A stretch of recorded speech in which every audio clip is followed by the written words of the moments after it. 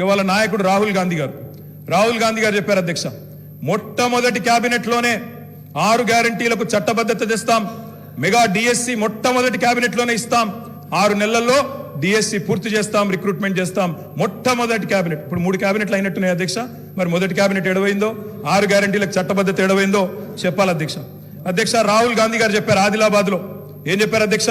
24 గంటల్లోనే, ఇది నేను చెప్తలేను అధ్యక్ష, హిందుస్థాన్ టైమ్స్ రాసింది, 24 గంటల్లోనే 2 లక్షల రూపాయల రుణమాఫీ చేస్తాం రైతులకు.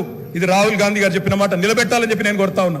24 గంటలు కాకపోయినా 24 రోజుల్లోనైనా నిలబెట్టండి అని చెప్పి నేను కోరుతా ఉన్నా అధ్యక్ష. వారు చెప్పినారు కౌలు రైతులకు బీమా రుణాలు, కౌలు రైతులకు బీమా. కౌలు రైతులు ఎదురు చూస్తున్నారు రాష్ట్రంలో, మరి రుణాలు ఇవ్వమని కోరుతా ఉన్నారు అధ్యక్ష. ఇది రేవంత్ రెడ్డి గారు చెప్పారు, కేసీఆర్ ఉంటే 5,000 వస్తాయి, కేసీఆర్ ఓడిపోతే 15,000 వస్తాయని చెప్పి డిసెంబర్ 9 నాడు స్వయంగా రేవంత్ రెడ్డి గారు చెప్పారు.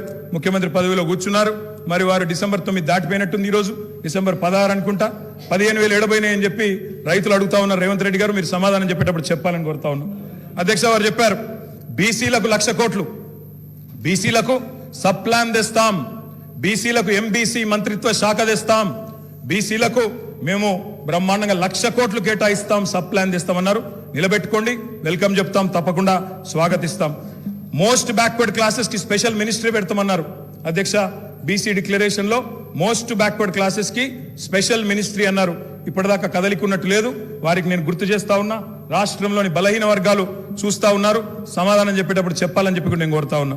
మైనారిటీలకు sub plan, minority sub plan అన్నారు. బడ్జెట్ సెషన్ లో తెండి, తప్పకుండా మైనారిటీలకు బీసీలకు సబ్ ప్లాన్ తేవాలా, తేకపోతే తప్పకుండా ప్రధాన ప్రతిపక్షంగా మైనారిటీల తరపున బీసీల తరపున గొంతు విప్పుతామని చెప్పి కూడా నేను తెలియజేస్తా ఉన్నా అధ్యక్ష. ఆటో డ్రైవర్లకు నెలకు 1,200 ఇస్తాం, బోర్డు పెడతామని చెప్పి రాహుల్ గాంధీ గారు చెప్పారు. తప్పకుండా నిలబెట్టాలా. 7 లక్షల మంది ఆటో డ్రైవర్లకు ఇస్తామన్నారు, నిలబెట్టుకోవాలని చెప్పి నేను కోరుతా ఉన్నా. రాష్ట్రంలోని తమ్ముళ్ళు ఎదురు చూస్తా ఉన్నారు.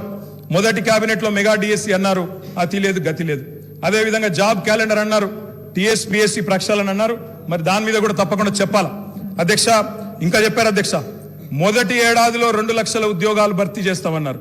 ఆ ఉద్యోగాల వివరాలు ప్రకటించాలని చెప్పి నేను డిమాండ్ చేస్తా ఉన్నా, తప్పకుండా చేయాలని చెప్పి కోరుతా ఉన్నా. ఇక మా సోదరుడు వివేక్ గారు కూడా మాట్లాడినారు అధ్యక్ష. మా వివేక్ అన్న కూడా చెప్పిండు 40,000 ఉద్యోగాలు ఇస్తా చెన్నూరులో అని చెప్పిండు అధ్యక్ష. చెన్నూరు ప్రజలు ఆశగా మా వివేక్ అన్న గురించి చూస్తున్నారు. తప్పకుండా 40,000 ఉద్యోగాలు ఇవ్వాలని చెప్పి కూడా నేను కోరుతా ఉన్నా అధ్యక్ష. ఇంకా చాలా చెప్పారు అధ్యక్ష.